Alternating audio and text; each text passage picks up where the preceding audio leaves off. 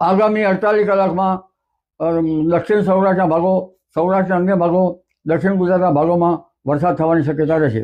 આ ઉપરાંત પૂર્વ ગુજરાતના ભાગોમાં પણ વડોદરાના કેટલાક ભાગો અને પંચમહાલના કેટલાક ભાગોમાં પણ વરસાદ થવાની શક્યતા રહેશે.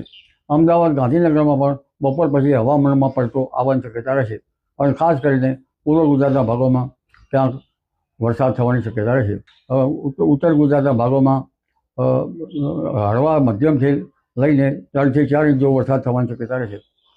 સાબરકાંઠા, પંચમહાલ વગેરે ભાગોમાં વરસાદ થવાની શક્યતા રહેશે. બનાસકાંઠાના ભાગોમાં વરસાદ થવાની શક્યતા રહેશે. દક્ષિણ ગુજરાતના ભાગોમાં તો તારીખ 5-6 જુલાઈ સુધીમાં ભારેથી અતિભારે વરસાદ થવાની શક્યતા રહેશે અને 12 જુલાઈ સુધીમાં પણ વરસાદ ચાલુ રહેવાની શક્યતા રહેશે. તંત્ર ભાગોમાં કેટલાક ભાગમાં પૂર આવે તેવી શક્યતા રહેશે. તારીખ 16મી જુલાઈ સુધીમાં પણ અને ત્યારબાદ ઓગસ્ટમાં પણ મધ્યપ્રદેશ